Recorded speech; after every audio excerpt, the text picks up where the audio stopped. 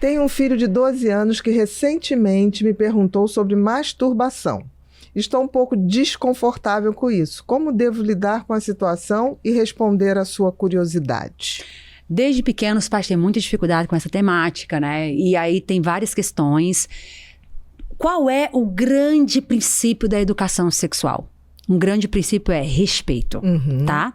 Então, quando a gente vai oferecer educação sexual, a gente tem que respeitar a gente e quem a gente está educando sexualmente. Com certeza. Tá? Então, o que é que eu, como mãe, acho e entendo sobre masturbação?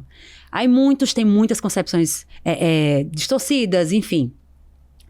O que é que você acha? Porque, por exemplo, quando a gente vai falar sobre masturbação, uma família religiosa, eles entendem masturbação de uma forma. É uma família não religiosa, já entende masturbação de outra forma. E tem um princípio até na sexologia, né? Quando a gente vai fazendo a pós-graduação para atender casais, atender famílias, nunca discuta a religião com a pessoa. Você vai adaptar seus ensinamentos à religião dela. Com certeza. Mas também vai, aos poucos, trabalhando essas questões. 12 anos você vai explicar para a criança o que é masturbação. Masturbação é quando a gente toca nas partes íntimas até sentir prazer. Pronto, 12 anos. Filho, nessa idade você vai sentir muita vontade de fazer isso e tal. Tem família que assim, ó, não quero de jeito nenhum que meu filho se masturbe. Olha, para a mamãe e o papai é algo desnecessário e tal. Você vai ter que sentir vontade de fazer. Muitas famílias falam isso. Privacidade. Se você fizer na sua privacidade. E aí acompanhar essa criança, porque muitos adolescentes viciam em masturbação. Atendi casos de menino de sangrar pênis. Exatamente. De tanto se masturbar. Já vi Por quê? A masturbação compulsiva e a pornografia andam juntas. É igual uma droga. Entendeu? Então, pegar e não só responder. Responde o que é com os teus incômodos. O que não é incômodo na maternidade, minha gente? O que é facinho? Me diga. Nada. Só que quando é pra sexualidade, as famílias ficam mais ainda por causa do tabu. Explica o que é, traz os seus valores e faz a pergunta final. Filho, e traz os riscos do excesso. Isso. Que é o mesmo excesso se ele tomar refrigerante. Que é o mesmo excesso se ele tomar álcool. E assim, eu falo sempre, porque, principalmente assim no meio de cristão, muitos pais não querem de jeito nenhum que o filho nunca masturbe. Eu falei, meu amor, isso é uma fantasia de sua cabeça. O adolescente vai, de algum momento ou outro... Ele vai conseguir fazer um compulsivo. Porque qualquer horinha que os pais não estejam em casa, vai lá, faz. A conscientização não é falar não pode. E as igrejas, enfim, as instituições, tem muito essa coisa, é pecado. Explique o porquê. Exatamente.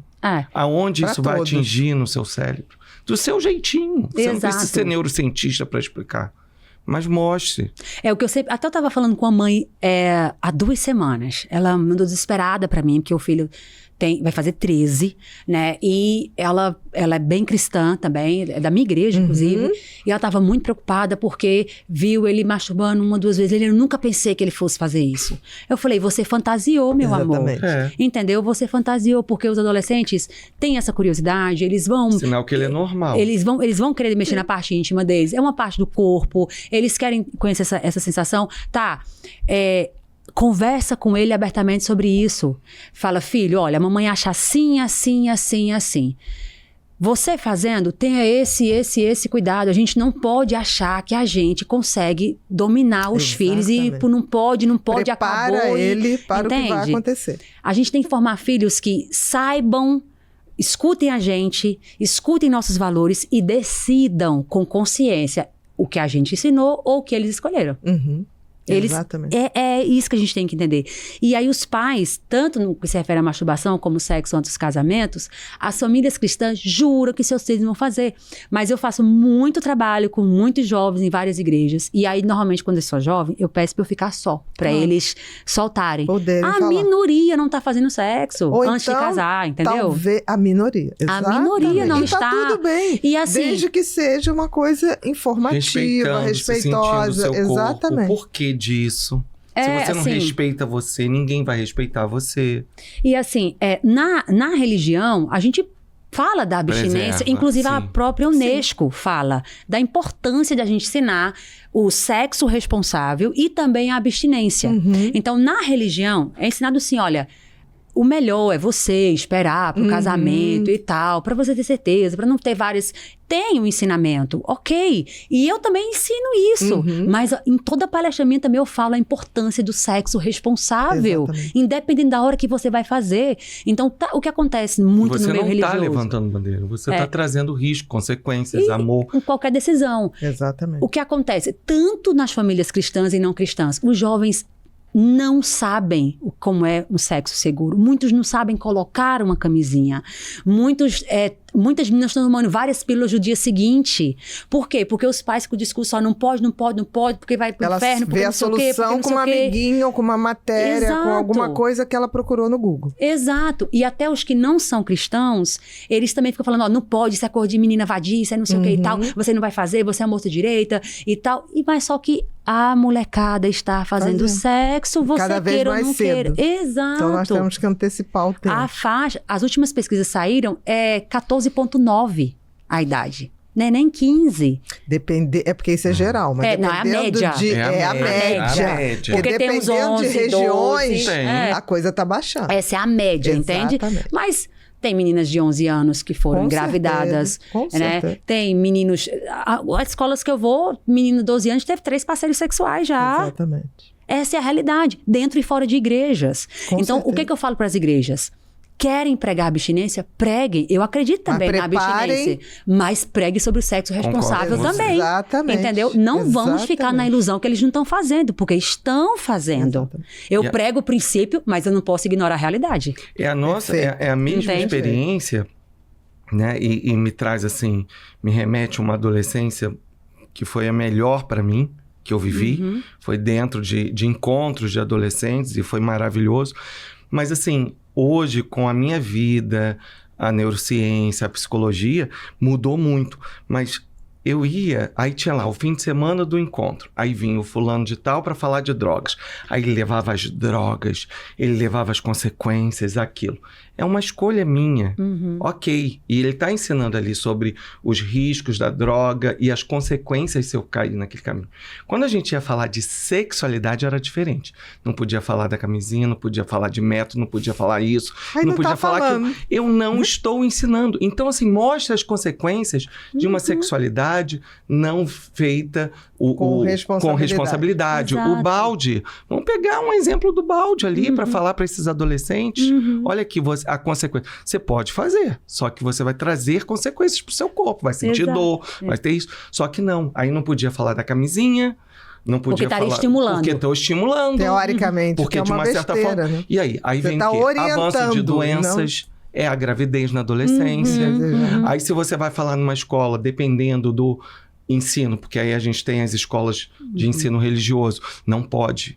E essa pessoa não pode vir falar aqui porque ele vai falar sobre camisinha. Exatamente. E a escola vai perder o selo dela lá de escola religiosa. E nisso as meninas usando pílula de... Exatamente. De à vontade. Explodindo seu hormônio e seu corpo todo a saúde hormonal. São esses meninos que acham que eles são machos quando pegam 13 meninas, 15 meninas numa festa. Então, assim... Pega a doença e vai passando. Exato. Pega, que nem o beijo. Beijo, gente. Cadê a qualidade? Doença do beijo. Cadê o afeto? Exatamente. O que adianta? Você pegou 10 e não teve qualidade de nenhuma. Exato. Não, e propagou a doença do beijo para vários outros. Exatamente. Então, o que a gente precisa como religiosos, como líderes políticos, como mídia, como tudo, é entender a realidade. Não é ficar no ideal. Não.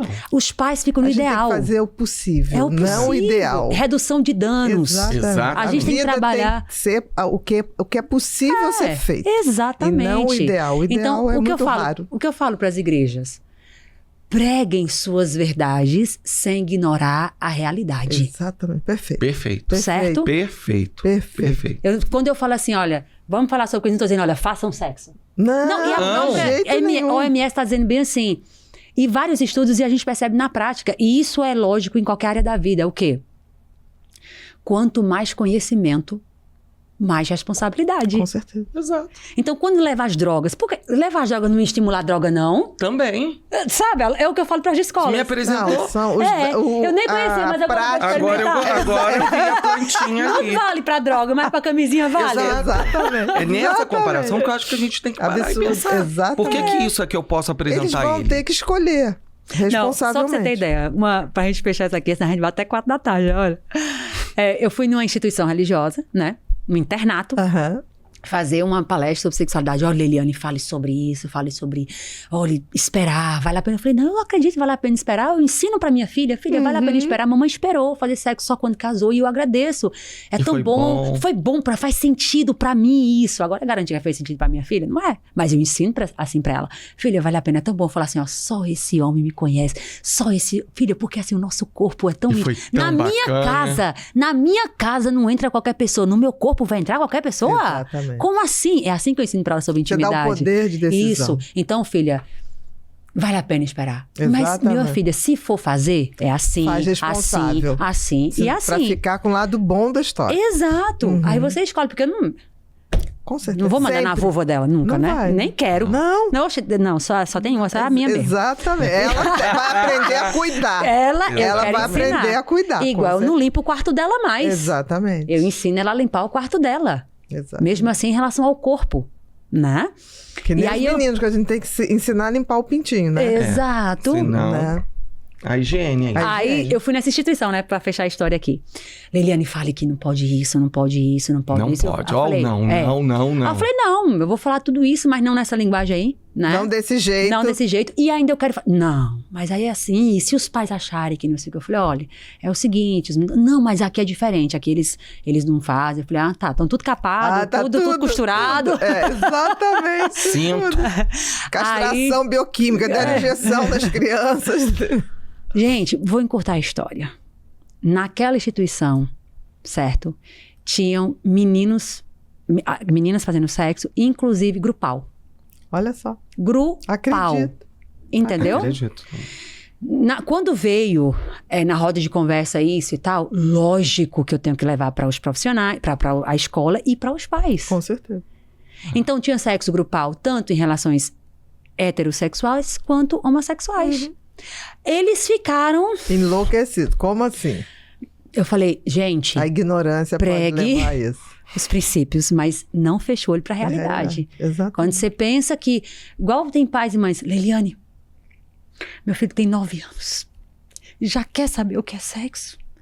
Quer saber de onde vem os bebês? O que eu falo? Aí eu falo, olha, ele já sabe de onde vem, pra onde vai, ele já sabe. Exatamente. Ele tá te perguntando sobre isso só pra saber se tu vai mentir ou não. Exatamente. Porque muitos filhos, eles não vão buscar os pais pra aprenderem. Vão pra ver se pai e mãe estão mentindo. Estão mentindo ou não, se eles podem confiar ou se aquilo que eles sabem realmente é daquele jeito. Porque muitos aprendem de uma maneira tão negativa que causa aflição neles. Exatamente.